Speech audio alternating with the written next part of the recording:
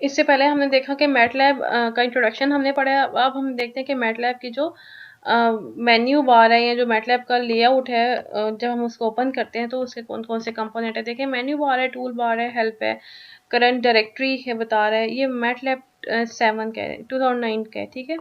इसका वर्जन है इस तरह से। मैंने आपको दिखाया कि हमारे पास इस तरह से मैटलैब ओपन होता है जब भी हम करते हैं। ये वर्क स्पेस होती है, कमांड विंडो होती है, यहाँ पर इसकी डायरेक्टरी है।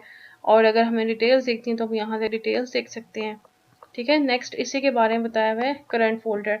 डेस्कटॉप इंक्लूड दिस पैनल, हमारे पास इस तरह के पैनल्स होते हैं। एक आपके पास करंट फोल्डर है, this panel allow you to access the project folder and files, ठीक है। करंट फोल्डर हम यहाँ से ओपन करके देखते हैं, ये करंट फोल्डर है, ये करंट फोल्डर है। यहाँ से आपने जो भी प्रोजेक्ट ओपन करना है वो आप ओपन करते हैं और उसकी डिफरेंट फाइल्स को ओपन करते हैं। और अगर आपने कोई और ब्राउज करना है तो आप इसको वापस जिस ड्राइव में आपने इसको ब्राउज करना है वो आप ब्राउज कर सकते हैं। इसके बारे में बताया है। कमांड विंडो, जहाँ पर हम डिफरेंट कमांड रन टाइम पर एडिट करते हैं। कमांड विंडो की जो कमांड्स होती हैं वो सिर्फ उस टाइम तक रहती हैं जब तक हमारे पास ये प्लेटफॉर्म ओपन होता है। अब यहाँ पर मैंने कमांड विंडो पर एक वैल्यू दी थी x=3 और मैं y=3 एंटर करूंगी, ठीक है। तो इसके बाद मैं क्या करूंगी, z=x+y।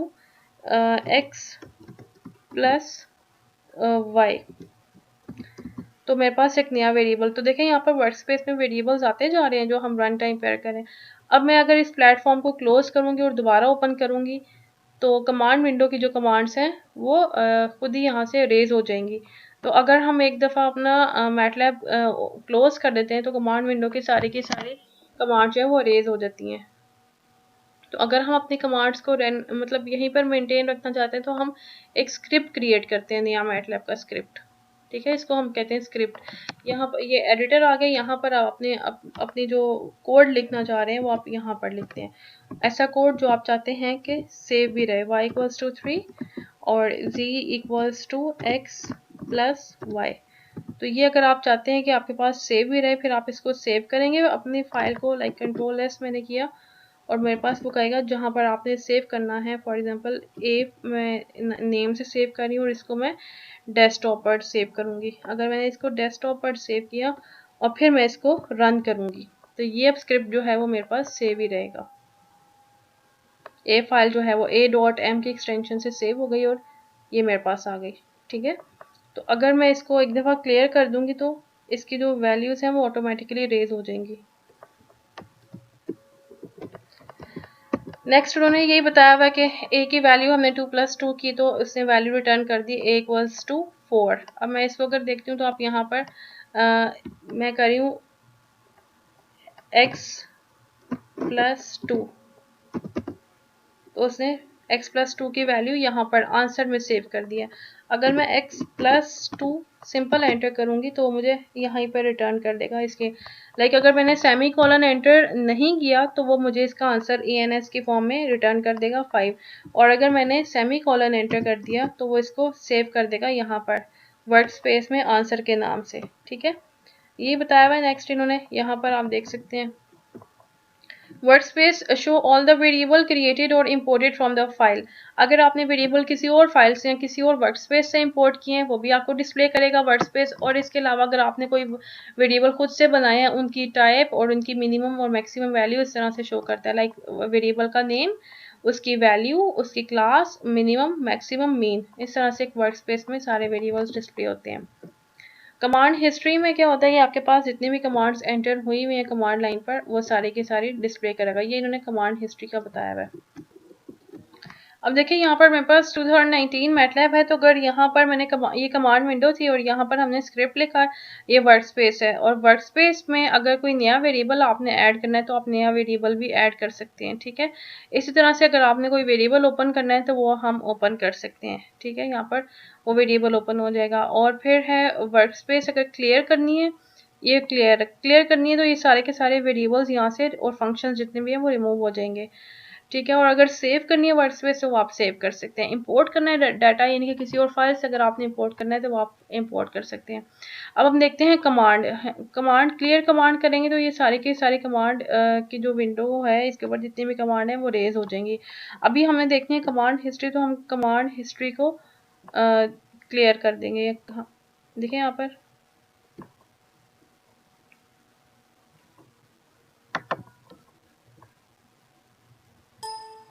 तो ये इसकी कमांड्स जो है वो ये कमांड विंडो है। ठीक है, हमने सारा का सारा टेक्स्ट वहां से डिलीट कर दिए और यहीं पर हमारे पास एक कमांड हिस्ट्री भी होती है। तो ये आपके पास एक कमांड हिस्ट्री और कमांड के लिए ये लेआउट है इन मैटलैब 2019।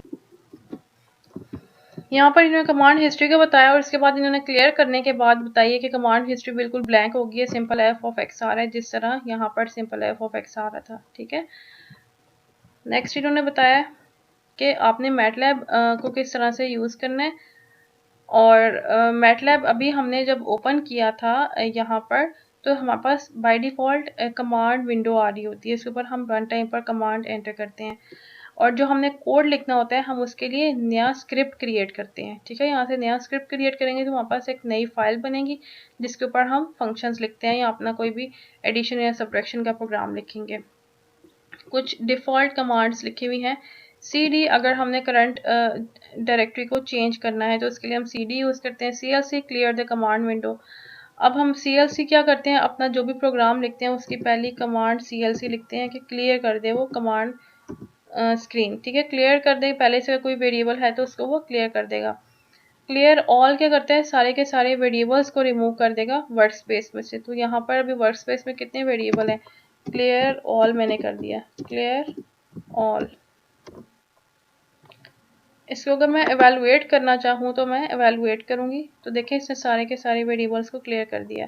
और इससे क्या किया, क्लियर स्क्रीन ने क्या किया, ये कमांड विंडो को जो है वो उसने क्लियर करना है और क्लियर ऑल ने सारे के सारे वेरिएबल्स को क्लियर कर देना है। तो ये हम जब भी अपना कोई प्रोग्राम बनाते हैं तो उसकी जो पहली दो लाइन है वो क्लियर ऑल और क्लियर स्क्रीन ऐड कर देते हैं सो दैट हमारी कमांड विंडो और वर्क स्पेस अगर उसमें पहले से कोई वेरिएबल है या कोई भी कमांड है तो वो ऑटोमेटिकली इसमें से अरेज हो जाएंगी।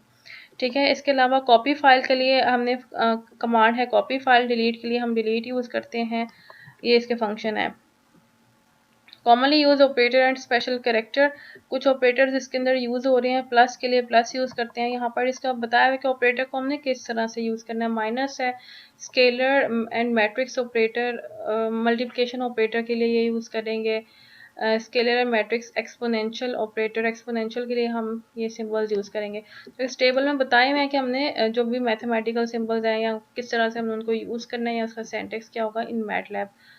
इसी तरह से अगर हम अपनी स्टेटमेंट को एंड करेंगे विद सेमी कॉलन तो मैटलैब जो है वो कंप्यूटेशन परफॉर्म करेगा लेकिन वो आउटपुट नहीं डिस्प्ले करेगा कमांड विंडो में। It suppresses the display of the output. किस तरह से, अब मैंने यहाँ पर मैं रन टाइम पे कर रही हूँ x इक्वल्स टू 3, इसको मैंने किया।